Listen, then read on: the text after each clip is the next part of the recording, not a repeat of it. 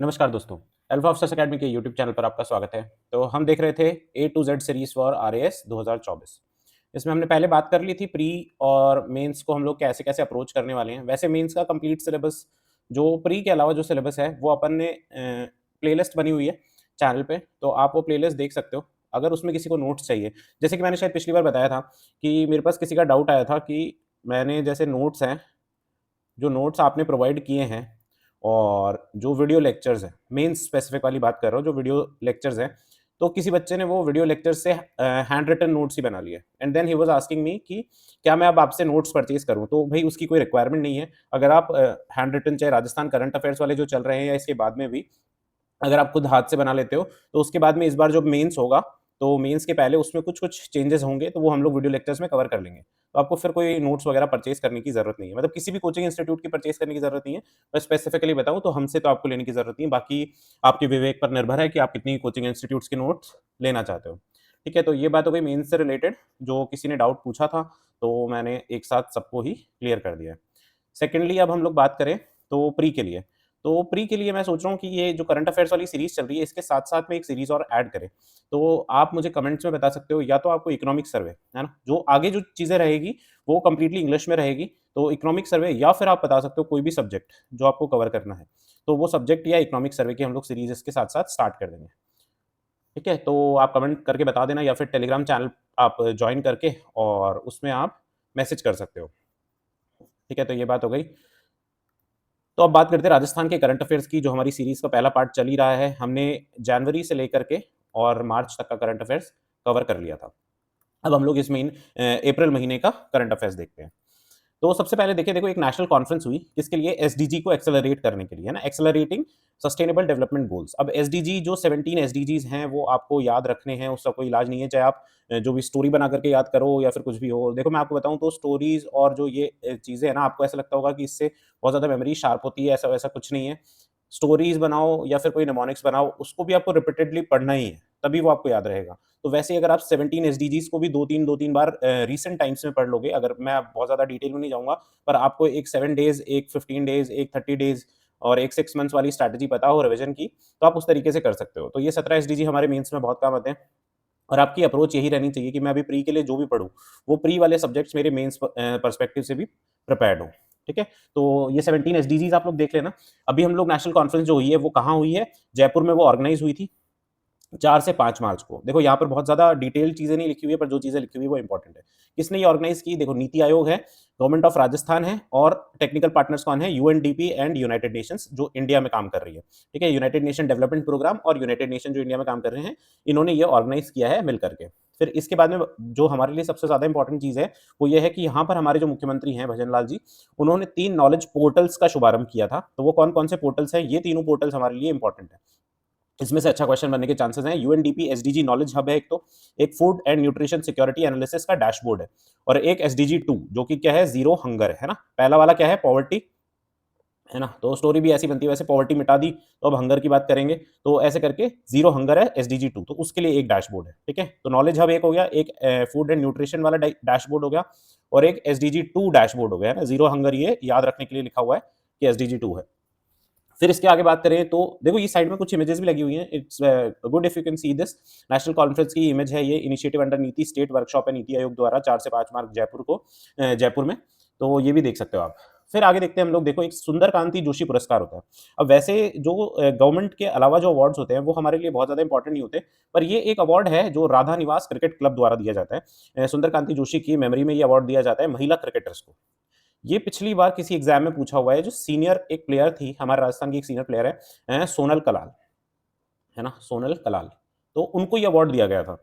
तो ये उनको अवार्ड दिया गया था, तब ये क्वेश्चन पूछा गया था कि सुंदर कांति जोशी अवार्ड सीनियर कैटेगरी में किसको दिया गया है? तो उसी तर्ज पर हम लोग देखें तो इस बार जो अवार्ड्स मिले गए हैं, किस-किस को दिए गए हैं, 2024 के जो विजेता हैं, उसमें सीनियर कैटेगरी में तो ज्योति चौधरी हैं, उनको दिया है। सब जूनियर कैटेगरी में वृंदा शर्मा को दिया गया है और जो सबसे इंपॉर्टेंट है वो सीता भार्गवा जी हैं, उनको दिया गया है first ever life time achievement award, है ना? राधा निवास क्रिकेट क्लब का पहला लाइफ टाइम अचीवमेंट अवार्ड किसको दिया गया है? सीता भार्गव को। ये यहाँ पर तीनों की इमेजेस हैं, राधा निवास क्रिकेट अकेडमी प्रेजेंट्स अवार्ड और सुंदर कांति जोशी अवार्ड। तो ये हमारे लिए थोड़ा इंपॉर्टेंट है। सीता भार्गव जी का आप नाम ध्यान रखना है। 1970s के आसपास ये क्रिकेट खेलते थे राजस्थान से, तो बहुत इंपॉर्टेंट है। फिर आगे देखें राज्य जल संसाधन प्रणाली, ये भी देखो एक डैशबोर्ड है। हम लोग आगे देखेंगे वाटर रिसोर्स इन्फॉर्मेशन सिस्टम जो है राजस्थान ऐसा देखो पहला स्टेट बन गया है जिसने ऐसा एक इन्फॉर्मेशन सिस्टम बनाया है। अब कब ये लॉन्च हुआ? 15 मार्च को ये लॉन्च हुआ। Rajasthan first state in the country to launch such portal. Develop किसने किया है ये? तो आपको पता हो या फिर नहीं भी पता हो, नेशनल हाइड्रोलॉजी प्रोजेक्ट है ना, ये गवर्नमेंट ऑफ इंडिया का एक प्रोजेक्ट है। उसके अंडर जो एक डिपार्टमेंट है water resources and ground water का, उसके द्वारा ये डेवलप किया गया है। तो ये सारी चीजें इंपॉर्टेंट है। फिर ये काम क्या करता है? ये डैशबोर्ड का काम क्या है? तो डैशबोर्ड का काम क्या है कि जितने भी डैम्स हैं, कैनाल्स हैं, उसमें जो पानी की अवेलेबिलिटी है उसका रियल टाइम डेटा ये हमको प्रोवाइड करता है टाइम टू टाइम। ठीक है, तो ये हमारा डैशबोर्ड है। इसके आगे हम लोग बाद में देखेंगे एक सिस्टम होता है जो डैम्स में इंस्टॉल किया जाता है, स्काडा सिस्टम, है ना? उसका भी थोड़ा सिमिलर ही काम होता है। तो सिमिलरली एक ऐसा ही डैशबोर्ड भी बनाया है। तो हम कब ये लॉन्च हुआ है, किसके द्वारा लॉन्च किया गया है, इसका काम क्या है, ये हमारे लिए ज़रूरी है। जैसे कि मैंने आपको पहले ही बताया था कि राजस्थान ऐसा कुछ काम करता है जो कंट्री में पहली बार हो रहा हो, तो वो एग्ज़ाम पर्सपेक्टिव से इंपॉर्टेंट हो जाता है। फिर देखो एक नेशनल ई-विधान एप्लीकेशन है। अब नेशनल ई-विधान एप्लीकेशन क्या है? तो जो विधानसभा की जितनी भी कार्रवाई होती है, विधानसभा में जो भी चीज़ें होती है क्वेश्चन आवर्स के दौरान या फिर बाकी विधानसभा की ऑपरेशन के दौरान, तो उसको पेपरलेस बनाना है। ठीक है? उसको पेपरलेस बनाना मतलब अब देखो बात ऐसी है कि आप सोचो कि अभी जो ये लोग पर्चे उड़ाते हैं ना विधानसभा में जो भी एमएलएज़ हैं, उसकी जगह आप समझ लो कि अब वो आईपैड ले लेंगे एक और आईपैड उड़ाएँगे अब, है ना? एक-दूसरे को मारने के लिए या फेंकने के लिए आईपैड का इस्तेमाल करेंगे। जोक्स अपार्ट, विधानसभा की कार्रवाई को पेपरलेस बनाने के लिए नेशनल ई-विधान एप्लीकेशन है, ठीक है? अब ये क्वेश्चन असिस्टेंट प्रोफेसर में पूछा गया था और उसमें ऑप्शंस ऐसे दिए गए थे कि ये लोकसभा की कार्रवाई को पेपरलेस बनाने के लिए है और अलग-अलग 4 ऑप्शंस थे। तो आपको ये याद रखना है किसकी कार्रवाई के लिए? विधानसभा की। अब इसमें ये क्या सिर्फ़ और सिर्फ़ राजस्थान विधानसभा के लिए क्या? राजस्थान विधानसभा के लिए नहीं है। इससे पहले भी जैसे यूपी विधानसभा में ये ऑलरेडी हो चुका है, तो आपको ये याद रखना है कि ऐसा राजस्थान विधानसभा के साथ नहीं है। ऑल ओवर द कंट्री जितनी भी विधानसभाएँ चल रही है और इसमें सेंटर स्टेट का देखो रेशियो होता है, जो भी एक्सपेंडिचर इसमें होगा, उसका रेशियो 60-40।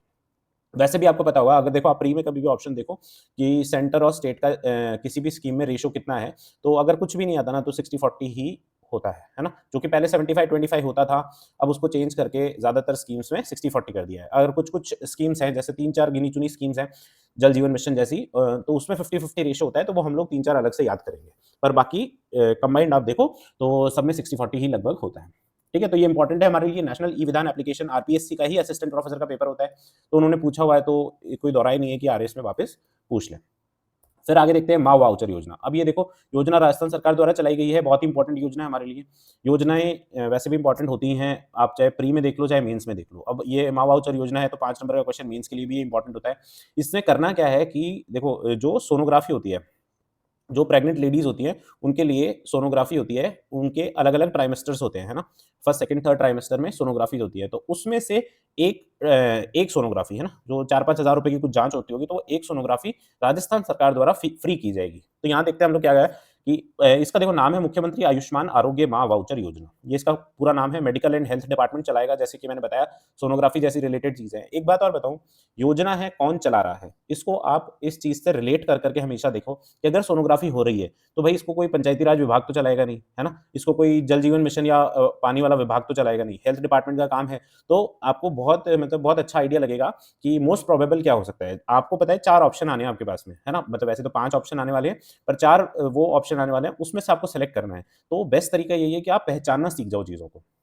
ठीक है? तो ये माँ वाउचर योजना है, मेडिकल एंड हेल्थ डिपार्टमेंट द्वारा चलाई गई है। पायलट प्रोजेक्ट के तौर पे ये कहाँ चलाई गई? 12 भरतपुर और फलौदी में। अब ये अलग-अलग जिले बन गए हैं, अब 48 हैं, 50 हैं, 33 हैं, ये अभी तक पता नहीं है। कुछ कमिटीज़ भी बनी हैं, आगे हम लोग देखेंगे। तो ये सोनोग्राफ़ी देखो यहाँ पर क्या है, sonography in government and private hospital. अब ये 2 चीज़ याद रखनी है कि प्राइवेट हॉस्पिटल में भी फ्री होगी और कब होगी? At least 1 free checkup in the second and third trimester, है ना? फर्स्ट ट्राइमेस्टर में सोनोग्राफ़ी फ्री नहीं होगी, सेकंड और थर्ड में चाहे गवर्नमेंट हॉस्पिटल हो, चाहे प्राइवेट हॉस्पिटल हो, दोनों में फ्री है। देखो ऐसे ही क्वेश्चन्स बनते हैं, आपने चाहे मैं आपको बार-बार बताता भी रहा हूँ कि आप कोशिश करें कि रोज़ का भी नहीं तो हर दूसरे दिन, तीसरे दिन एक बार कोई भी एक प्रीवियस ईयर क्वेश्चन पेपर उठा करके, है ना? चाहे 2016 का हो, 18 का हो या फिर 21-22 जो भी हुए हैं, वो प्रीवियस ईयर क्वेश्चन पेपर देख लेना। आपको थोड़ा-थोड़ा आइडिया लगता रहेगा कि किस तरीके के क्वेश्चन्स पूछे जाते हैं। तो सोनोग्राफी कब कहाँ-कहाँ पर? गवर्नमेंट हॉस्पिटल और प्राइवेट हॉस्पिटल दोनों में फ्री है और एक चेकअप फ्री है, जो मतलब एक सोनोग्राफ फ्री है सेकंड एंड थर्ड ट्राइमेस्टर में। तो ये आपको याद रखना है। माँ वाउचर योजना है, प्रधानमंत्री सुरक्षित मातृत्व एक अभियान चलाया जा रहा है, उसके अंतर्गत ये योजना लॉन्च की गई है, ठीक है? फिर आगे देखें संगीत नाटक अकादमी अवार्ड। अब ये भी हमारे लिए इंपॉर्टेंट क्यों है? क्योंकि प्रीवियस ईयर क्वेश्चंस में बार-बार ये क्वेश्चन पूछा जाता है कि किस-किस को मिले हैं, हर साल चेंज होते रहते हैं। इस बार 22 और 23 के पुरस्कार ये दिए गए हैं। ये अकादमी जो है ये लोकेटेड कहाँ है? ये न्यू दिल्ली में है। न्यू दिल्ली में ये राजस्थान की जो संगीत नाटक नाटक अकादमी है, वो कहाँ पर लोकेटेड है? वो जोधपुर में लोकेटेड है। तो ये भी आपको याद रखना है। फिर राजस्थान के देखो 4 कलाकारों को इस बार ये पुरस्कार दिए गए हैं। 2022 के लिए किस-किस को दिया गया है? बसंत काबरा जी हैं, इनको सरोद वादन के लिए, दौलत राम वैद जी हैं, थिएटर आर्ट्स के लिए इनको दिया गया है, और एक गफरुद्दीन मेवाती जोगी जी हैं, इनको भपंग वादन के लिए दिया गया है। आर्ट एंड कल्चर में आप ये अलग-अलग इंस्ट्रूमेंट्स होते हैं, उनको पढ़ते हो। और 2023 का ये दिया गया है मोइनुद्दीन खान को, जो सारंगी वादन के लिए हैं। और एक इसी के अंतर्गत एक उस्ताद बिस्मिल्ला खां युवा पुरस्कार दिया जाता है, जो किसको दिया गया है? प्रियदर्शनी मिश्रा और यूसुफ मेवाती को। ठीक है? ये सारे नाम हमारे लिए इंपॉर्टेंट हैं। देखो, मैं पर्सनली ना मैंने कभी यूज़ किए हैं ट्रिक्स बहुत ज़्यादा, और मेरे पास ऐसी कोई ट्रिक्स है भी नहीं, तो ऑप्शन क्या है आपके पास में कि आपको ये याद ही करना पड़ेगा। और याद करने का कोई मतलब, देखो, याद करना है आपको, तो कोई लॉजिक या कोई ट्रिक है क्या? तो ट्रिक बता रहा हूँ आपको, सीधी-सीधी ट्रिक इतनी है कि इसको इतनी बार पढ़ लो, इतनी बार पढ़ लो कि जब आपके सामने संगीत नाटक अकादमी आए ना, तो अपने आप आपके सामने है ना, ये चीज़ें आपको याद आ ही जाएँगी, है ना? रिपीट रिपीट करोगे बार-बार, बार-बार, तो ये हो जाएगा। फिर हाइब्रिड ड्रोन, देखो हाइब्रिड ड्रोन जैसे हाइब्रिड कार होती है ना? अब हाइब्रिड कार क्या करती है? हाइब्रिड कार आपको पता हो तो hybrid car petrol plus EV पे चल जाएगी। तो क्या हाइब्रिड ड्रोन भी ऐसा ही है? तो हाइब्रिड ड्रोन भाई ऐसा बिल्कुल भी नहीं है। हाइब्रिड ड्रोन वो है जो पानी में और जो लैंड पर और एयर में मूव करने के लिए बनाया गया है ना? Can move on air, land and under water. एक पक्षी होता है एनिंगास, एनिंगास पक्षी होता है, इससे इंस्पायर होकर के ये हाइब्रिड ड्रोन बनाया गया है। कहाँ किसके द्वारा बनाया गया है? ये हमारे लिए सबसे ज़्यादा इम्पोर्टेंट है, आईआईटी जोधपुर के द्वारा। है ना? ये एक 3D प्रिंटेड यूएवी है। यूएवी क्या होता है? अनमैन्ड एरियल व्हीकल होता है। तो ये 3D प्रिंटेड है, ये भी हमारे लिए बहुत ज़्यादा इंपॉर्टेंट बात नहीं है।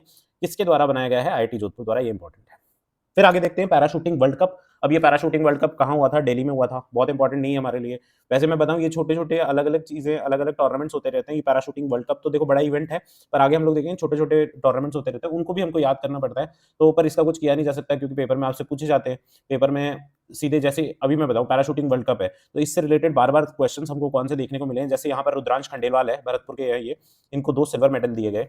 फिर रुद्रांश, निहाल और सिंगराज है, इनको जो टीम इवेंट होता है उसमें सिल्वर मेडल मिला। एक मोना अग्रवाल जी हैं, इनको देखो 10 मीटर एयर राइफल, ये कैटेगरी वगैरह आपको याद करने की ज़रूरत नहीं है, गोल्ड मेडल मिला है। मोना अग्रवाल और आदित्य गिरी हैं, इनको सिल्वर मेडल मिला है मिक्स्ड टीम में, है ना? तो अब देखो क्वेश्चन कैसे पूछा जाता है कि आपको 4 नाम लिख के दे देगा, रुद्रांश, निहाल, मोना और आदित्य, है ना? और नीचे 4 ऑप्शन दे देगा, they are related to which sport, है ना? तो हमको पता होना चाहिए ये शूटिंग स्पोर्ट है या पैराशूटिंग स्पोर्ट है, उससे रिलेटेड है। तो इसलिए इसको बहुत ज़्यादा ऐसे कैसे रटने की ज़रूरत नहीं है, क्योंकि हमको मेंस में कहीं लिखने को नहीं आएगा। फिर आगे बात करें तो अडानी ग्रीन एनर्जी का एक देवीकोट में प्लांट लगाया जा रहा है, सोलर पावर प्लांट 180 मेगावाट का है। नॉट वेरी मच इंपॉर्टेंट, याद रखो एक बार, तो देख लेना। जल जीवन मिशन है, इसकी पहली बार राजस्थान के जिलों की परफॉर्मेंस रैंकिंग निकाली है। देखो, जल जीवन मिशन की जो इंडिया लेवल पर है वो रैंकिंग निकलती है, तो इस बार जिलों की परफॉर्मेंस रैंकिंग निकाली है, और टोटल कितने जिले गिने भाई? 48 गिने हैं। तो अभी सरकार श्योर नहीं है कितने जिले हैं। इसमें देखो जो टॉप पर आया है वो हमारे लिए इंपॉर्टेंट है, डीडवाना कुचामन जो है, वो राजस्थान में फर्स्ट प्लेस पर आया है। ये इंडिया में फर्स्ट प्लेस पर नहीं आया है। जो राजस्थान के जिले हैं उनकी परफॉर्मेंस के आधार पर रैंकिंग बनाई है। इसमें 11 जिले जो हैं वो टॉप परफॉर्मर्स की कैटेगरी में हैं, और उसके अलावा 24 जिले मोस्ट बैकवर्ड कैटेगरी में हैं, है ना? जल जीवन मिशन है, राजस्थान में है, तो मोस्ट बैकवर्ड वाले वैसे भी ज़्यादा होने ही थे। तो आपको ये चीज़ें ध्यान रखनी है। डीडवाना कुचामन का नाम ध्यान रखना है, किस पे है? टॉप प्लेस पर है, किसमें? जल जीवन मिशन की जो राजस्थान की जिलों की परफॉर्मेंस रैंकिंग आई है, उस पे। फिर देखो, एक इंस्टीट्यूट बनाया गया है राजस्थान सरकार द्वारा, Rajasthan institute for transformation and innovation. पहली बात तो इसका फुल फॉर्म भी इम्पोर्टेंट है ना? बहुत बार नीति आयोग, आपको पता होगा, नीति आयोग एक संस्था बनाई गई है, जो गवर्नमेंट ऑफ इंडिया की है। अब नीति आयोग द्वारा जितनी भी चीज़ें की जाती है वो हमारे लिए इंपॉर्टेंट हो जाती है एग्जाम पर्सपेक्टिव से, तो वैसे ही ये रीति बनाया गया है ना? अब ये नीति आयोग क्या काम करता था? तो ये बहुत लंबी योजना है, जो 5 वर्ष, 10 वर्ष और 15-20 वर्षों तक आगे आने वाले टाइम में जो योजनाएँ बनानी है, उसको लेकर के ये काम करता है। तो और सिमिलरली जो नीति आयोग होता है उसमें क्या अलग-अलग जो राज्य हैं उसके चीफ मिनिस्टर्स, हमारे सेंट्रल गवर्नमेंट जो गवर्नमेंट ऑफ इंडिया है उसके काउंसिल ऑफ मिनिस्टर्स में से कुछ लोग उसके मेंबर्स होते हैं। तो अब देखते हैं रीति जो बनाया गया है, जो Rajasthan institute for transformation and innovation है, वो क्या-क्या काम करेगा? ये देखो, विकसित भारत की तर्ज पर विकसित राजस्थान 2047 का संकल्प है ना, कि इसकी योजना तैयार करने के लिए ये रीति काम करेगा। अब ये चेयरमैन जो है इसके, वो मुख्यमंत्री होंगे, फिर इसके जो वाइस चेयरमैन या और फुल टाइम मेंबर्स है ना, उपाध्यक्ष हो या फिर पूर्णकालिक सदस्य हो, ये मुख्यमंत्री द्वारा मनोनीत किए जाएँगे। सारी बातें हमारे लिए इंपॉर्टेंट है।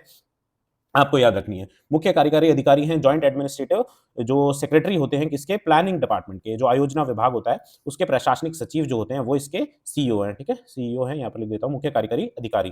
फिर इसके काम क्या क्या है, विभिन्न क्षेत्रों में राज्यों के लिए विकास के लिए नीति तैयार करेगा, है ना, जो डेवलपमेंट है उसके लिए पॉलिसीज तैयार करने इसका काम है। राजस्थान 2047 का ड्राफ्ट भी ये बनाएगा। तो आपको पता हो तो पहले, इससे पहले अगर आपने कभी इकोनॉमिक सर्वे राजस्थान का पढ़ा हो तो उसमें क्या है, रीति की जगह पर एक चीज होती थी, chief minister Rajasthan economic reform advisory council, है ना, लंबा चौड़ा नाम है पर अब ये हट ही गया है, तो रीति अब इसकी जगह बनाया गया है। गहलोत जी के समय पर ये chief minister Rajasthan economic reform advisory council हुआ करता था। ठीक है, तो ये हमने देखा किसके बारे में, रीति के बारे में। एक बार वापस से जो जो इंपॉर्टेंट चीजें हैं वो देखते हैं। ये क्या, चेयरमैन इसके कौन होंगे, मुख्यमंत्री इसके चेयरमैन होंगे, बाकी जो मेंबर्स और ये सब होंगे ये मुख्यमंत्री मनोनीत करेंगे। इसके सीईओ जो होंगे वो कौन होंगे, एडमिनिस्ट्रेटिव, जॉइंट एडमिनिस्ट्रेटिव सेक्रेटरी होंगे किसके, प्लानिंग डिपार्टमेंट, आयोजना विभाग के। क्या करेगा ये, विकास के लिए नीति तैयार करेगा, है ना, जो डेवलपमेंट के लिए पॉलिसी होंगी वो तैयार करेगा, और राजस्थान 2047 का ड्राफ्ट भी बना करके देगा। तो ये बात हो गई Rajasthan institute for transformation and innovation. फिर इसके बाद बात करें तो कुछ आयोग हैं, कुछ बोर्ड हैं जिनके नए चेयरमैन बनाए गए हैं, है ना, चेयरमैन कर लेना भाई, इसको चेयरमैन बनाए गए हैं। तो ये कौन कौन से हैं, किसान आयोग है, सीआर चौधरी जी हैं, इसके चेयरमैन बनाए गए हैं। जंतु कल्याण बोर्ड है, देखो ये गहलोत जी के समय में अलग अलग बोर्ड बनाए गए थे, है ना, अब इनके चेयरमैन कोई पूछ ले, पिछली बार तो देखो प्री में पूछा नहीं है ऐसा कुछ, पर फिर भी पूछ ले तो हमको थोड़ा सा ध्यान रखना है। जंतु कल्याण बोर्ड है, जसवंत सिंह विश्नोई जी हैं। देवनारायण बोर्ड है, ओम प्रकाश भड़ाना इसके चेयरमैन है। एक राज्य जो राज्य स्टेट लेवल का होता है, सैनिक कल्याण बोर्ड, है ना, सैनिक वेलफेयर बोर्ड होता है, इसके प्रेम सिंह बाजोर जी हैं, ये थोड़ा सा ज्यादा इंपॉर्टेंट है। फिर श्री यादे माटी कला बोर्ड है, इसके प्रहलाद टांक है। राज्य अनुसूची जाति वित्त निगम, ठीक है, जो स्टेट शेड्यूल्ड कास्ट फाइनेंस कोऑर्पोरेशन बनाया हुआ है एक, उसके जो चेयरमैन बनाए हैं वो राजेंद्र नायक जी हैं। एक विश्वकर्मा कौशल विकास बोर्ड है, इसके चेयरमैन रामगोपाल सुथार है। एक दो बार इनको ध्यान रखोगे, मतलब एक दो बार पढ़ोगे तो याद रह जाएगा। अगर आपको फिर भी पीडीएफ और ये चाहिए हो तो देखो, पीडीएफ मैं वैसे तो मेरे पास पड़ी हुई है ये सारी, मैं बना ही रहा हूँ, पर वो अपलोड मैं तब तक नहीं कर सकता जब तक कोई मेरे को कमेंट में ऐसा बोल नहीं दे कि वो पीडीएफ की जरूरत है। तो अगर पीडीएफ चाहिए हो तो आप कमेंट कर सकते हो, फिर आप वो टेलीग्राम चैनल से पीडीएफ ले लेना। फिर देखो, एक जो पोल्यूशन की समस्या है उसके बारे में एक रिपोर्ट आई है, सीएससी रिपोर्ट, है ना, ये CSC report centre for science and environment द्वारा निकाली जाती है। ये हमारे लिए क्यों इंपॉर्टेंट है, क्योंकि इसमें है ना हम टॉप प्लेस में हैं भाई, है ना, जो most polluted cities in India है उसमें हमारी जो बहुचर्चित जगह हनुमानगढ़ है उसको थर्ड रैंक मिली है, इसलिए हमारे लिए इंपॉर्टेंट है। तो सेंटर फॉर जो सीएससी की रिपोर्ट है उसमें दिल्ली, एनसीआर, बेगूसराय, देखो बिहार में एक जगह है बेगूसराय, और हनुमानगढ़, है ना, तो ये हनुमानगढ़ इसमें थर्ड प्लेस पर आया है। तो ये हमको याद रखना है। 254 सिटीज और 33 राजस्थान की सिटीज को इंक्लूड किया गया था। वैसे ही सिमिलरली एक जो स्विट्जरलैंड है, Swiss air quality monitoring agency है एक, आईक्यू एयर, उसकी रैंकिंग है, तो उसमें भी आप देखो तो राजस्थान में मोस्ट एयर पॉल्यूटेड सिटी जो है वो हनुमानगढ़ है, और टॉप 100 में राजस्थान की 9 शहर हैं, है ना, तो बड़ी समस्या वाली बात है हमारे लिए तो, पर हमको एग्जाम पॉइंट ऑफ व्यू से याद रखना है, बाकी काम तो सरकारों को करना ही है, हमको खुद को भी पर्सनल लेवल पे जो भी हो सके वो करना है। फिर आगे देखें, हमारा संविधान हमारा सम्मान अभियान। अब ये देखो, गवर्नमेंट ऑफ इंडिया का जो सेंट्रल गवर्नमेंट है, गवर्नमेंट ऑफ इंडिया का एक अभियान है, परंतु ये अभी हमारे लिए इंपॉर्टेंट इसलिए क्योंकि 9 मार्च को इस अभियान के तहत राज्य स्तरीय कार्यक्रम हुआ। कहाँ पर हुआ, महाराजा गंगा सिंह यूनिवर्सिटी में। कहाँ, ये यूनिवर्सिटी कहाँ है, बीकानेर, है ना, महाराजा गंगा सिंह यूनिवर्सिटी में 9 मार्च को एक कार्यक्रम हुआ राज्य स्तरीय, बीकानेर में हुआ। फिर ये जो सेंट्रल गवर्नमेंट द्वारा अभियान चलाया गया था ये 24 जनवरी 2024 को नई दिल्ली में शुरू किया गया था। ये बहुत ज्यादा इंपॉर्टेंट बात नहीं है। ये इस कार्यक्रम में क्या है, बीकानेर कोर्ट को वर्चुअल हाई कोर्ट से जोड़ने की भी घोषणा की गई है, और ई कोर्ट फेज 3, है ना, ई कोर्ट जो है उसका थर्ड फेज की शुरुआत यहाँ से की गई है। तो ये छोटी-छोटी बातें हमारे लिए इंपॉर्टेंट है, कहाँ हुआ था, किस जगह हुआ था और कब हुआ था, ये भी थोड़ा-सा इंपॉर्टेंट है। तो बीकानेर में महाराजा गंगा सिंह यूनिवर्सिटी है, राज्य स्तरीय कार्यक्रम 9 मार्च 2024 को। फिर पैरालंपिक कमिटी ऑफ इंडिया है, तो ये देखो आपको स्पोर्ट्स एंड योगा में भी ये टॉपिक है ना? वहाँ पर भी आप जब करंट अफेयर्स की कोई भी बात अगर आप मेंस के आंसर में लिखोगे, है ना? मेंस का जो भी आंसर होगा उसमें अगर करंट अफेयर्स से रिलेट करके आप कोई बात लिखोगे, तो उसको बड़ा अच्छा लगता है कि भाई बच्चा पढ़ रहा है यार, है ना? मतलब उसने सिर्फ किताबें ही नहीं पढ़ी है, बाकी देश दुनिया की उसको खबर भी है। तो देवेंद्र झाझड़िया जो है हमारे चूरू के निवासी हैं, उनको इसका अध्यक्ष बनाया गया है। आपको पता होगा javelin throw I am not sure F64 या F46 कैटेगरी से ये पहले ऐसे प्लेयर है जिन्होंने 2 बार गोल्ड मेडल जीता है, 1 बार सिल्वर मेडल जीता है। तो इनको अध्यक्ष बनाया गया है, चूरू के निवासी हैं, और दीपा मलिक जी हैं, उनका स्थान इन्होंने लिया है। फिर एक नमो ड्रोन दीदी योजना है। अब ये सेंट्रल गवर्नमेंट की योजना है, परंतु राजस्थान में इसकी शुरुआत कोटा जिले से की गई है 11 मार्च 2024 को। Very very important for us, है ना, वेरी इंपॉर्टेंट। अब ये वेरी इंपॉर्टेंट है, तो इसमें क्या-क्या बातें याद रखनी है। एक तो कोटा से शुरुआत की गई है, एक 11 मार्च 2024 को ये शुरू हुआ है। बाकी इसमें देखो 104 महिला जो स्वयं सहायता समूह है, जो सेल्फ हेल्प ग्रुप्स होते हैं, उनको खेती के लिए ड्रोन दिए जाएँगे, है ना? खेती के लिए ड्रोन दिए जाएँगे, तो सिर्फ खेती के लिए ड्रोन देने से कुछ नहीं होगा। ड्रोन के साथ-साथ ड्रोन का प्रशिक्षण भी देना पड़ेगा। ड्रोन चलाना तो सिखाना पड़ेगा ना। तो इसमें ये ड्रोन्स बाँटे गए, उसका प्रशिक्षण दिया गया किसको? कोटा में हो रहा है, तो हाड़ौती में ही 104 महिलाओं का चयन किया गया, है ना? तो 104 ही तो सेल्फ हेल्प ग्रुप्स हैं, 104 ही महिलाओं का हाड़ौती में चयन किया गया है। तो आपको बेसिक जो मैंने बातें बताई, जो आपको याद रखनी है, वो क्या-क्या बातें हैं, एक बार देख लो। कब शुरू हुई ये? राजस्थान में इसकी शुरुआत हुई कोटा जिले से 11 मार्च 2024 को, ठीक है? फिर आगे देखते हैं गोल्ड माइन्स। देखो अब राजस्थान में सोने की खदानें। अब ये वैसे तो टॉपिक राजस्थान ज्योग्राफी का है क्या? राजस्थान ज्योग्राफी में हमारे पास टॉपिक आता है माइन्स एंड मिनरल्स का, तो उस टॉपिक का है, पर ये करंट अफेयर्स में आ गया तो ये हमारे लिए इंपॉर्टेंट हो जाता है। अब गोल्ड राजस्थान में कहाँ मिलता है? तो ये देखो भूकिया जगपुरा और कांकरिया गरा, ये 2 जगह हैं, कहाँ पर? बांसवाड़ा में लोकेटेड है। अब ये न्यूज़ में क्यों रही? क्योंकि ये पहली ऐसी गोल्ड माइन्स हो गई जिनका ऑक्शन किया गया स्टेट के द्वारा। मई 2 और 3 को ये ऑक्शन हुआ। ये इंपॉर्टेंट हमारे लिए, वैसे मुझे नहीं लगता है ऐसा कोई पूछने वाला है कितनी तारीख को ऑक्शन हुआ है, पर ये इंपॉर्टेंट है कि कहाँ-कहाँ ये गोल्ड माइन्स है। एक तो भूकिया जगपुरा है और एक कांकरिया गारा है। राजस्थान ज्योग्राफी के अगर बहुत डिटेल्ड नोट्स देखोगे तो भी कांकरिया गारा का नाम शायद मिलता नहीं है ना? मैंने पर्सनली तो नहीं देखा, बाकी आप चेक करना एक बार आपके पास में जो भी आप मटेरियल यूज़ कर रहे हो, उसमें क्या कांकरिया गारा का नाम है। और अगर जैसे मान लो कि नहीं है नाम, तो उसको देन एंड देयर वहाँ पर ऐड कर लेना। फिर status of leopards report in India, ये इन इंडिया की रिपोर्ट आई है। इसमें राजस्थान की क्या स्टेट है? तो राजस्थान में जो लेपर्ड्स हैं, तेंदुए हैं, उनकी संख्या 476 से 721 हो गई है। तो ये हमारे लिए इंपॉर्टेंट है, कितनी संख्या है, संख्या भी इंपॉर्टेंट है और ये इंक्रीज़ हुआ है, ये भी इंपॉर्टेंट है। जैसे अगर स्टेटमेंट का क्वेश्चन देता है और ऐसे लिख देता है कि number of leopards in Rajasthan have significantly decreased और डिक्रीज़्ड, तो ये हमारे लिए गलत ऑप्शन हो जाएगा। तो हमको ये चूज़ करना आना चाहिए। वैसे यूपीएससी में ऐसे ऑप्शंस बनाए जाते हैं, पर अगर आरपीएससी भी चाहे तो कोशिश करे तो आरएएस ऑफिसर्स बना रही है तो अच्छे क्वेश्चन दे सकती है। जो राजस्थान के 4 टाइगर रिज़र्व्स हैं, वहाँ पर ये सर्वे हुआ था। मुकुंदरा हिल्स टाइगर रिज़र्व है, आपको पता हो तो। कोटा चित्तौड़गढ़ इस बॉर्डर पे पड़ता है, रामगढ़ विषधारी है, ये आपको बूंदी में पड़ता है, रणथंभौर है सवाई माधोपुर में और सरिस्का है अलवर में। ये चारों टाइगर रिजर्व्स हैं। अब टोटल अभी 5-6 होने वाले हैं, तो वो जैसे ही हो जाएँगे गवर्नमेंट द्वारा नोटिफ़िकेशन आएगा तब हम लोग बात करेंगे। जैसे ही कुंभलगढ़ को अभी नोटिफ़ाई किया है, तो कुंभलगढ़ कुंभलगढ़ है वो राजसमंद में पड़ता है, तो कुंभलगढ़ को नोटिफ़ाई किया है। फिर उसके बाद देखिए Rajasthan state road development corporation. अब ये देखो ये एक ऑर्गेनाइज़ेशन है आरएसआरडीसी, है ना? मेरे तो बहुत सारे फ्रेंड्स हैं वो इसमें काम करते हैं, जो सिविल इंजीनियर्स होते हैं, वो इसमें काम करते हैं। तो आरएसआरडीसी में ये काम क्या करता है, जो कंस्ट्रक्शन है, ये एक देखो कंस्ट्रक्शन के लिए कंपनी जैसे बनाई हुई है गवर्नमेंट के द्वारा। तो कंस्ट्रक्शन से रिलेटेड जितने भी काम होते हैं, काफ़ी सारे गवर्नमेंट के प्रोजेक्ट्स होते हैं, वो ये कंपनी देखती है। इसके जो अध्यक्ष हैं, ये हमारे लिए इंपॉर्टेंट है और उपाध्यक्ष ये हमारे लिए इंपॉर्टेंट है। तो दिया कुमारी जो हैं, वो इनकी इसकी अध्यक्ष हमारी उप मुख्यमंत्री हैं, वो इसके अध्यक्ष हैं और उपाध्यक्ष है ना संदीप वर्मा जी हैं। ये कौन है? एसीएस हैं, पीडब्ल्यूडी डिपार्टमेंट के, है ना? एडिशनल चीफ सेक्रेटरी है, संदीप वर्मा जी। सीनियर आईएएस ऑफिसर होता है, सुपर टाइम स्केल का जो आईएएस ऑफिसर होता है, वो एसीएस बनता है, तो वो पीडब्ल्यूडी डिपार्टमेंट में संदीप वर्मा जी हैं, वो इसके उपाध्यक्ष हैं। फिर हम देखें कुछ-कुछ नाम, जैसे कि मैंने बोला कि अंकित जांगिड नाम लिख दिया जाएगा, is related to which sport, या फिर इनमें से बॉक्सिंग से रिलेटेड कौन है, तो अंकित जांगिड जी का नाम आपको याद रखना है। सिंघाड़ा नाम की जगह है झुंझुनू में, है ना? झुंझुनू में सिंघाड़ा नाम की जगह है, वहाँ पर ये वहाँ के ये रहने वाले हैं। प्रो बॉक्सिंग चैंपियनशिप एक दुबई में हुई, वहाँ पर इन्होंने 67 केजी वेट कैटेगरी में, ये देखो वेट कैटेगरी वगैरह हमारे लिए इंपॉर्टेंट नहीं है इतनी, क्योंकि प्रो बॉक्सिंग चैंपियनशिप कोई ओलंपिक जितना बड़ा इवेंट नहीं है ना? ओलंपिक हमारे पास में ओलंपिक की पूरी लिस्ट पड़ी हुई है, अगर उसको क्वेश्चन पूछने होगा तो उसमें से पूछेगा। पर ये नाम ज़रूर ध्यान रखें और कौन-सा गेम से रिलेटेड है, तो बॉक्सिंग से रिलेटेड है ना? बॉक्सिंग से रिलेटेड है। फिर प्रदीप शेखावत जी, इनका नाम आपको याद रखना है। क्यों याद रखना है? पहले तो ये प्रीवियस ईयर क्वेश्चन में पूछा हुआ भी है। दूसरा ये जयपुर के पत्रकार हैं, है ना? जयपुर में थे पहले, जयपुर के पत्रकार हैं और अभी इनको स्टेट इन्फॉर्मेशन कमीशन जो हरियाणा का है ना? राज्य सूचना आयुक्त बनाया गया है। स्टेट इन्फॉर्मेशन कमिश्नर इनको बनाया गया है। तो ये पिछली बार बनाया गया था तब इनका नाम पूछा था। अभी इनको रिसेंटली क्या चंपालाल उपाध्याय जी के नाम से एक सम्मान दिया जाता है, वो सम्मान इनको दिया गया है। पर हमारे लिए स्टेट इन्फॉर्मेशन कमीशन के चेयरमैन हैं, सॉरी मेंबर हैं हरियाणा से, तो इसलिए इंपॉर्टेंट है। दूसरा आप मुझे एक बार कमेंट करके बताना या फिर नहीं भी बताओ तो आप खुद देखना, स्टेट इन्फॉर्मेशन कमीशन क्या एक कॉन्स्टिट्यूशनल बॉडी है ना? अगर एक स्टेटमेंट दें तो जो स्टेट इन्फॉर्मेशन जो कमीशन है, तो is it a constitutional body, क्या ये एक संवैधानिक संस्था है? और अगर है तो आप मुझे आर्टिकल बताना कि कौन से आर्टिकल में है, और अगर नहीं है तो इसका स्टेटस क्या है, वो आप बताना, और नहीं भी बताओ तो खुद चेक कर लेना, इंपॉर्टेंट है।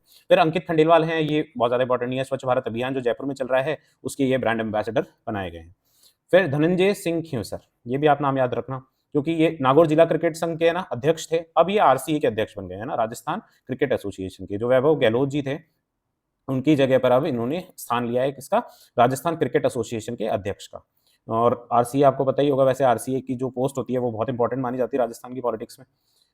फिर प्रोफेसर निष्ठा जायसवाल हैं, ये देखो डॉक्टर बी आर अम्बेडकर एक लॉ यूनिवर्सिटी है जयपुर में, उसकी ये वाइस चांसलर है ना, कुलपति नियुक्त हुई है। कल मैं वैसे बात कर रहा था, बहुत इंटरेस्टिंग बात है कि वाइस चांसलर होता है उसको हिंदी में कुलपति कहते हैं, जो चांसलर होता है उसको कुलाधिपति कहते हैं, है ना। तो अगर चांसलर को कुलाधिपति कहा तो वाइस चांसलर को ये उप कुलाधिपति क्यों नहीं कहते? मुझे मतलब अगर आपको पता हो तो आप मुझे बताना। जैसे अगर अपन प्रेसिडेंट की बात करें तो प्रेसिडेंट को राष्ट्रपति कहते हैं, है ना, यहाँ पर दिखाई नहीं दे रहा, और जो वाइस प्रेसिडेंट होता है उसको उपराष्ट्रपति कहते हैं। उसके लिए कोई ऐसा नाम चेंज नहीं है, पर ये वीसी और चांसलर में ये डिफरेंस है, ठीक है, आउट ऑफ द बॉक्स बात है, पर मेरे को ऐसा जिज्ञासा हुई थोड़ी। फिर गोविंद डागुर जी हैं, आप इनका नाम देखो, श्री नाथद्वारा साहित्य मंडल के द्वारा इनको ब्रजभूषण विभूषण की मानद उपाधि दी गई है। अब ये उपाधि ये नाथद्वारा साहित्य मंडल देता है, और ब्रिज भाषा के साहित्य में अमूल्य योगदान देने के लिए, तो ब्रिज भाषा में अलग अलग साहित्य इन्होंने लिखा होगा, उसके लिए इसको इनको क्या दिया गया है, ब्रिज भाषा विभूषण की उपाधि दी गई है।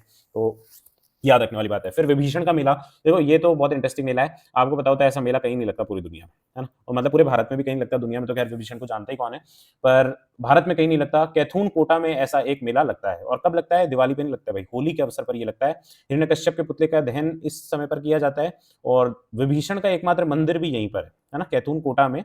आपको पता हो तो मसूरिया साड़ी अगर आपने कभी सुनी हो, कोटा डोरिया साड़ी कभी सुनी हो, तो वो भी इसी जगह से रिलेटेड है, तो वो ये विभीषण का मेला भी यहीं से रिलेटेड है, तो ये याद रखना। फिर सेंट्रल डिटेक्टिव ट्रेनिंग सेंटर, अब ये जो CDTC है, ये देखो इसके जो मेन ब्रांच है ना, वो तो चंडीगढ़ में इसकी स्थापना हुई 1973 में, ये यहाँ लिखा हुआ है। सबसे पुरानी इसकी जो शाखा है वो चंडीगढ़ में इसकी स्थापना हुई 1973 में।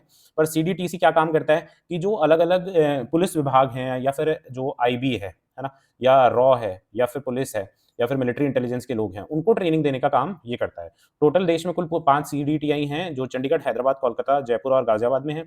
मिनिस्ट्री ऑफ होम अफेयर्स के अंडर आता है ये, और इसमें भी ये bureau of police research and development के अंडर काम करता है। बहुत ज्यादा इंपॉर्टेंट नहीं है, बगरू जयपुर में इसका एक सेंटर है, तो ये आप याद रख लेना, ठीक है, बगरू जयपुर में इसका एक सेंटर है, ये याद रखना।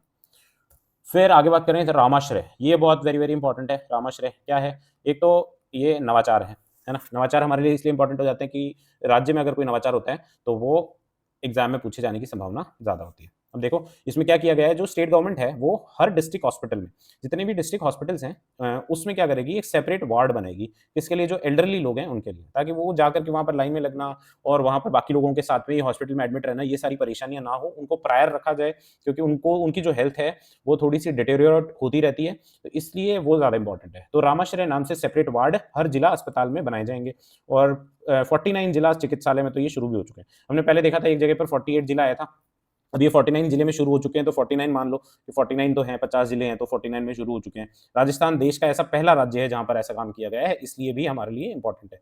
क्यों इंपॉर्टेंट है? देखो पहली बात तो नवाचार है, राजस्थान ने किया है, देश में पहला ऐसा राज्य राजस्थान ही है, और एल्डरली इसके लिए कुछ काम कर रहा है, तो ये भी फिर भी इंपॉर्टेंट हो जाता है। फिर Dausa Gangapur city rail line, अब कोई रेलवे का पेपर तो है नहीं जो ये हमारे लिए इंपॉर्टेंट है। अब ये इंपॉर्टेंट इसलिए है क्योंकि डीडवाना से इंदावा नाम की जगह है, उसके बीच में 2150 मीटर लंबी एक सुरंग बनाई जा रही है ना, रेलवे टनल बनाई जा रही है, तो ये राजस्थान की सबसे लंबी रेलवे टनल है। अब एग्जाम में क्वेश्चन सीधे सीधे बनता है कि राजस्थान की सबसे लंबी रेलवे टनल कहाँ है, तो ये ऑप्शन आपको देखने को मिल सकता है ना। उसके अलावा और मेजर टनल्स हैं, तो आप देखो अगर आप उदयपुर से चित्तौड़ कभी जाओगे तो ये देबारी चित्तौड़गढ़ के पास में, यहाँ पर 750 मीटर लंबी, और कामली घाट मावली मारवाड़, है ना, ये मीटर गेज है, ये 500 मीटर लंबी सुरंग यहाँ पर है। ये नॉट वेरी मच इंपॉर्टेंट, जो अभी करंट में है वो याद रखना, सबसे लंबी जो है वो कहाँ है, डीडवाना से इंदावा के बीच में। फिर स्कूल एट होम, ये देखो एक हेल्पलाइन है स्कूल एट होम, जो डायरेक्टरेट है विशेष योग्यजन के लिए, जो स्पेशली एबल्ड लोग हैं उनका जो डायरेक्टरेट है, उसके अंडर में जितने भी स्कूल्स आते हैं उसके जो स्टूडेंट्स हैं उनके लिए एक हेल्पलाइन है। 13 मार्च को ये लॉन्च की गई। एक एनजीओ है हेल्पिंग हैंड इंडिया, है ना, ये एनजीओ का नाम याद रखना, एनजीओ है हेल्पिंग हैंड इंडिया। उसके उसका जो उसकी हेल्प से क्या करेंगे कि ये जो बच्चे हैं जिनको एजुकेशन प्रॉपर नहीं मिल पाती है, तो उनके घरों तक, है ना, बिना इंटरनेट के और बिना स्मार्टफोन के ये एजुकेशन को पहुंचाएंगे, जैसे टीवी चैनल के माध्यम से या किसी भी तरीके से। तो ये एनजीओ हेल्पिंग हैंड के द्वारा चलाई गई एक हेल्पलाइन है, कौन सी? स्कूल एट होम, है ना, हेल्पलाइन है, यहाँ पर लिख देता हूँ मैं, हेल्पलाइन वैसे यहाँ पे लिखा हुआ है, शैक्षणिक हेल्पलाइन। फिर एंटी रोमियो स्क्वाड, अब देखो ये जो लोग हैं मनचले जो हैं, है ना, जो जो मनचले हैं, जो बाइक लेकर के निकलते हैं छपरीज, तो उनके लिए एक एंटी रोमियो स्क्वाड बनाई गई है। 1 मार्च 2024 से ये क्रियाशील है। उत्तर प्रदेश में आपने पहले सुना होगा कि ऐसी एक स्क्वाड बनी हुई थी, है ना? जो ज़्यादातर आपको पता है वैलेंटाइन्स डे वगैरह और इस टाइम पर थोड़ी एक्टिव ज़्यादा हो जाती है, एंटी रोमियो स्क्वाड।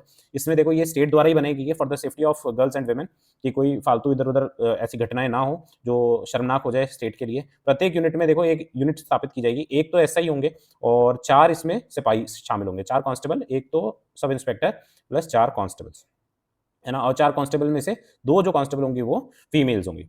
फिर ये यूनिट फंक्शन करेगी किसके अंडर? अभय कमांड सेंटर है। अभय कमांड सेंटर आपको पता होगा हर जिले के हेडक्वार्टर जिला हेडक्वार्टर है, वहाँ पर एक अभय कमांड सेंटर एस्टैब्लिश किया जाता है, जो पुलिस को कोऑर्डिनेशन वगैरह में मदद करता है, सीसीटीवी फुटेज और ये सब के लिए। और ये सुपरविज़न किसके अंडर के सुपरविज़न में होगी ये? एसपी जो होता है जिले का, उसके अंडर में ये टीम काम करेगी, एंटी रोमियो स्क्वाड। फिर पोस्टल बडी ऐप है, तो देखो राजस्थान निर्वाचन विभाग द्वारा ये ऐप लॉन्च किया गया, पोस्टल और होम वोटिंग की प्रक्रिया को ऑनलाइन मॉनिटरिंग के लिए। ठीक है? बहुत ज़्यादा इंपॉर्टेंट नहीं है, पर ये आजकल चुनाव-वुनाव वाला माहौल था इतने टाइम से, इसलिए ये आया है करंट अफेयर्स में। मुख्य निर्वाचन अधिकारी प्रवीण गुप्ता जी द्वारा ये लॉन्च किया गया था। और ये भी हमारे लिए इंपॉर्टेंट है कि किसके द्वारा बनाया गया? राष्ट्रीय सूचना विज्ञान केंद्र है श्रीगंगानगर में, राजस्थान में, इसलिए इंपॉर्टेंट है। तो उसके द्वारा ही ये ऐप बनाया गया है। फिर बात करते हैं हम लोग तूतड़ा। अब ये देखो तूतड़ा, मेरे को तो वैसे किसी से पूछना पड़ा था गाँव में फ़ोन करके भाई से कि तूतड़ा क्या होता है? तो उन्होंने बताया बाजरा होता है ना, जो बाजरा होता है, आपने सुना होगा बाजरे का सिट्टा होता है। बाजरे का सिट्टा होता है, उसका जो पार्ट है ना, वो बाजरा निकलने के बाद जो पार्ट होता है, उसको तूतड़ा कहते हैं। तो नागौर के बीआर मिर्धा जो कॉलेज है, वहाँ पर ये इससे इको फ्रेंडली हैंडीक्राफ्ट बनाया जा रहा है। तो ये भी नवाचार है, इसलिए इंपॉर्टेंट है। तो तूतड़ा भाई याद रखना है, तूतड़ा आपको। कोई वैसे ज्योग्राफी का टॉपिक है, पर ज्योग्राफी में कभी तूतड़ा मैंने तो सुना नहीं।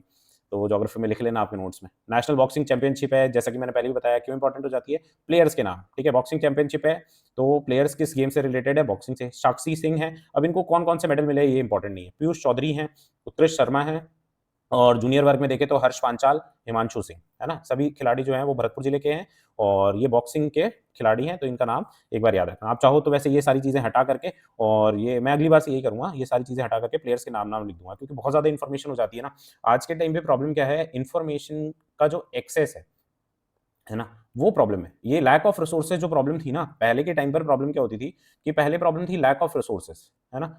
और लैक ऑफ रिसोर्सेज़। अब आज के टाइम पर रिसोर्सेज़ की अधिकता जो है, इन्फॉर्मेशन का जो एक्सेस है, जो फ्लो कर रही है एवरी टाइम, जो जब अपन अपना मोबाइल यूज़ कर रहे हैं तब, या फिर अलग-अलग टाइम पे हम इन्फॉर्मेशन से घिरे हुए हैं। तो कौन-सी इन्फॉर्मेशन उसमें हमारे लिए इम्पोर्टेंट है, ये जानना बहुत ज़रूरी है। इट इज़ वेरी इंपॉर्टेंट कि हम लोग ये जानें कि एग्ज़ाम ओरिएंटेड कैसे पढ़ा जाए, ना कि बस एक मगअप करते जाएँ, जो मिल रहा है उसको पढ़ते जा रहे हैं।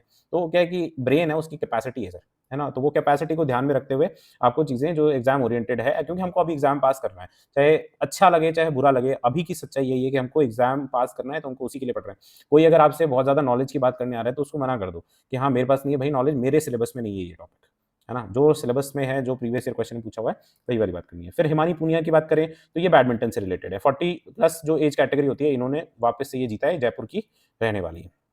फिर देखिए सीता माता वाइल्ड लाइफ सेंचुरी, तो ये अब देखो यहाँ पर आदि मानव के निवास के संकेत मिले हैं, तो ये हमारे लिए बहुत ज़्यादा इंपॉर्टेंट नहीं है, पर ये है कहाँ पर? प्रतापगढ़ में है ना? राजस्थान ज्योग्राफी का भी टॉपिक है ये भी। तो मैं जैसे कि आपको पहले ही बता रहा था कि करंट अफेयर्स की जो सबसे ब्यूटीफुल बात है ना, वो यही है कि आपको ये जो स्टैटिक पोर्शन है, उसके साथ में कनेक्टेड रखता है, कि आपको स्टैटिक पोर्शन जैसे सीता माता वाइल्ड लाइफ सेंचुरी है, आप राजस्थान ज्योग्राफी में पढ़ोगे तो इसको रटना पड़ेगा।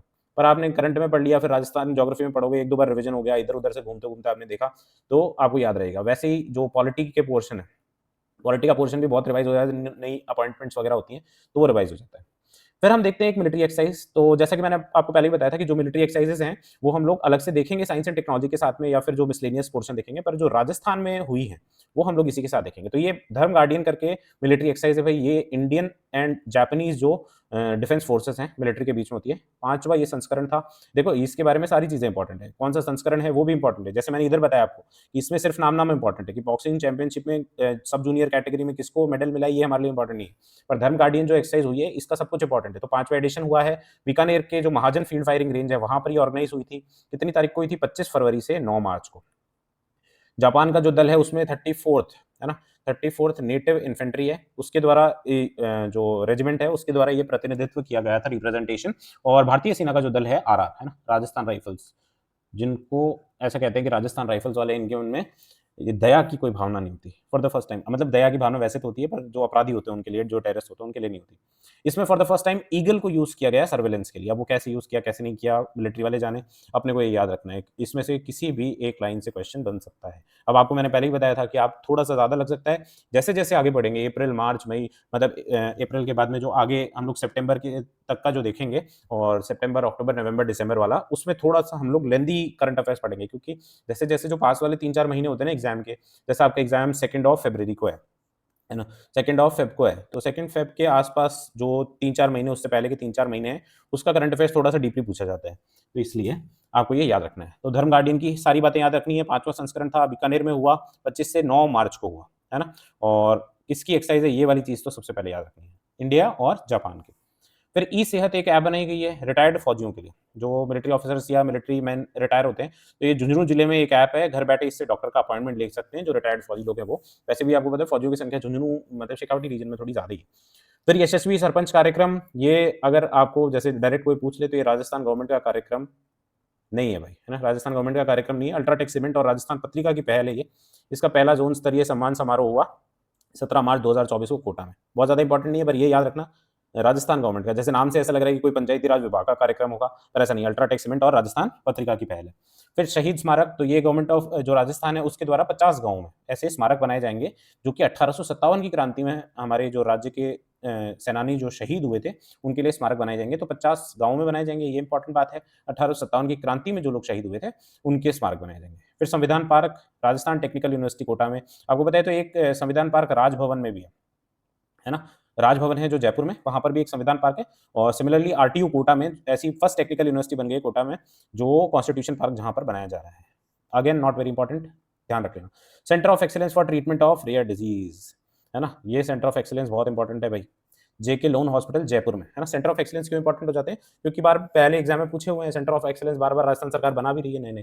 तो ट्रीटमेंट ऑफ रेयर डिजीज़ के लिए जो सेंटर ऑफ एक्सीलेंस है, जो उत्कृष्टता केंद्र है, मैं कोशिश कर रहा हूँ मेरी थोड़ी हिंदी भी इंप्रूव हो जाए। सेंटर ऑफ एक्सीलेंस किसके लिए? ट्रीटमेंट ऑफ रेयर डिजीज़ के लिए। जेके लॉन जयपुर में। ई फाइल मॉड्यूल, अब ई फाइल मॉड्यूल भी देखो एक नवाचार है, जब हम लोग मेंस में आगे मेंस के लिए देखेंगे, अगर आपने पब्लिक एडमिनिस्ट्रेशन पढ़ा है, तो पब्लिक एडमिनिस्ट्रेशन में भी आप आंसर लिखोगे, तो ऐसे जो इनोवेशंस हैं, उनको अपन को लिखना होता है। तो ये किस लिए है? कामकाज में पारदर्शिता और समय सीमा पे कामकाज को संपन्न करने के लिए। अब जितने भी राजस्थान सरकार के जितने भी विभाग हैं, वहाँ पर ये 1 मार्च 2024 से लागू हो जाएगा। क्या लागू हो जाएगा? ई फाइल मॉड्यूल, है ना? ट्रांसपेरेंसी के लिए है, कामकाज को टाइम पर करने के लिए है। फिर कामयाब कोटा अभियान, देखो कामयाब कोटा अभियान, अब कोटा आपको पता है, कोटा सुसाइड सिटी है ना? सुसाइड सिटी है। अब सुसाइड सिटी में छात्रों को जो अवसाद है, डिप्रेशन है, उसको कम करने के प्रयास में ये अभियान चलाया गया, कामयाब कोटा अभियान। नाम से तो कोई पूछेगा नहीं। डिनर विद कलेक्टर प्रोग्राम ज़रूर आपसे पूछ सकता है ना? क्योंकि डिनर विद कलेक्टर प्रोग्राम चलाया कोटा जिला के कलेक्टर ने। ये कोचिंग के जो भी स्टूडेंट्स हैं, उनके साथ में डिनर करते हुए कुछ बातचीत की है।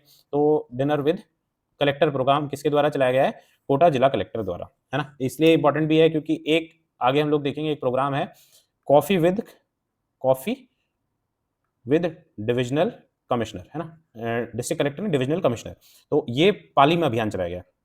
ये वाला अभियान पाली में चलाया गया है, तो ये हम लोग आगे देखेंगे। तो डिनर विद कलेक्टर प्रोग्राम हमको याद रखना है, कहाँ पर चलाया गया है? कोटा में। किस लिए? कोचिंग विद्यार्थियों के साथ जो उनके अवसाद वगैरह ज़्यादा नहीं हो इसलिए। फिर मिलेट्स का एक्सपोर्ट, तो मिलेट्स आपको पता है राजस्थान में मोटा अनाज की बहुत खेती होती है। इंटरनेशनल ईयर ऑफ मिलेट्स हमने पिछले साल देखा था 2023 में। आप कमेंट्स में बताना कि इंटरने जो 2024 है, उसको कौन-सा ईयर यूनाइटेड नेशन द्वारा मनाया जा रहा है। फिर मिलेट एक्सपोर्ट की बात करें तो देश है ना, देश में 90वें स्थान पर है राजस्थान, और गुजरात टॉप पर है। और हमको आई अगेन टेल यू कि हम मिलेट अगर एक्सपोर्ट नहीं कर पा रहे ना, तो हमारे जो राजस्थान स्टेट है उसके लिए बड़ी शर्मनाक बात है। क्योंकि हम हमारे यहाँ तो चारों ओर मिलेट्स हैं, फिर भी हम लोग उसको जो प्रोसेसिंग करके और उसको एक्सपोर्ट करके और फार्मर्स की इनकम को नहीं बढ़ा पा रहे हैं, तो हमारे लिए थोड़ी शर्म की बात है। गवर्नमेंट को भी इसके ऊपर थोड़ा ध्यान देना चाहिए। हमारे लिए एक इंपॉर्टेंट क्या है, देश में राजस्थान का कौन-सा स्थान है? 9वां स्थान है भाई। फिर बाल गोपाल योजना, तो आपने अगर पहले पढ़ी हो तो इसमें क्या है, बच्चों को जो आपको पता है स्कूल में मिल्क दिया जाता है। तो पहले क्या दिया जाता था? पहले जैसे 150 एमएल मिल्क दिया जा रहा है, तो उसमें 15 ग्राम मिल्क पाउडर, है ना? मिल्क पाउडर मिला दिया। 250 ग्राम जो मिल्क दिया जा रहा है, उसमें 25 ग्राम मिल्क पाउडर मिला करके, पानी मिला करके ये मिल्क बनाया जाता था। अब उसकी जगह काऊ मिल्क देंगे भाई, अप टू जो क्लास 8 के बच्चे हैं उनको। फिर गणेश टेकरी नाम से जो ये स्थान है, यहाँ पर विश्व की सबसे ऊँची शिव प्रतिमा बनाई गई है, और ये प्रतिमा 370 फीट के लगभग की है। तो बहुत ज़्यादा इंपॉर्टेंट नहीं है, पर याद रखना। फिर कुछ अपॉइंटमेंट है देखो, मकरुन देउस्कर, है ना? ये आईजी ये पहले कमिश्नर थे कहाँ के? इंदौर के कमिश्नर थे, है ना? इंदौर एमपी में वहाँ के कमिश्नर थे। अभी ये आईजी बने हैं। बीएसएफ का जो राजस्थान फ्रंटियर है, जो गार्ड करता है इंडिया-पाकिस्तान बॉर्डर को। इंडिया-पाक बॉर्डर को ये गार्ड करता है सॉरी। और वहाँ का जो राजस्थान फ्रंटियर है ना उसका, वो उसके आईजी मकरुन देउस्कर। फिर एक शक्तिवंदन कार्यक्रम है, ये हमने पहले भी देखा था। इसमें लखपति दीदी बनाने की जो योजना थी, उसमें टोटल 11.24 लाख लखपति दीदी बनाएँगे राजस्थान, है ना? और कितने सालों में? 3 सालों में।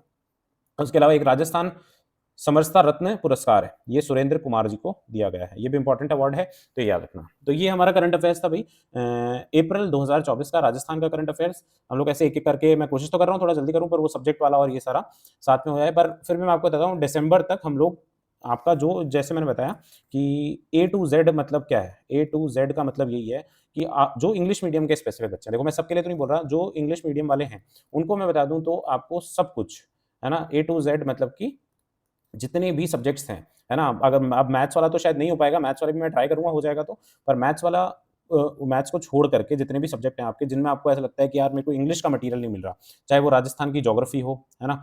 जैसे इंडिया के तो जितने भी सब्जेक्ट्स होते हैं इंडियन जीके के, वो आपको मिल जाता है। पर जो राजस्थान की ज्योग्राफी है, चाहे राजस्थान की पॉलिटी है ना? ये सारे सब्जेक्ट हैं। जैसे साइंस एंड टेक्नोलॉजी या फिर जो जनरल साइंस है ना? जनरल साइंस है, उसके लिए कोई मटीरियल आरएएस के लिए मिलना मुश्किल होता है, स्पेसिफिकली आरएएस के लिए मिलना थोड़ा-सा मुश्किल हो जाता है। और जहाँ पर हैं, वो भी मैंने देखी है, 300 पेजेज़ की किताबें हैं। क्यों बच्चों को इतना पढ़ाना है? पेपर पास करने की बात है। कोई साइंटिस्ट तो बनाना नहीं है, 300, 400 पेज की साइंस एंड टेक की किताबें बनाना। ठीक है? तो इंग्लिश मीडियम वाले बच्चे भी शेयर-वेयर कर देना, जो आपका इच्छा हो वो कर देना, ठीक है? तो बहुत-बहुत धन्यवाद आपका। हम लोग मिलते हैं अगले महीने के करंट अफेयर्स के साथ।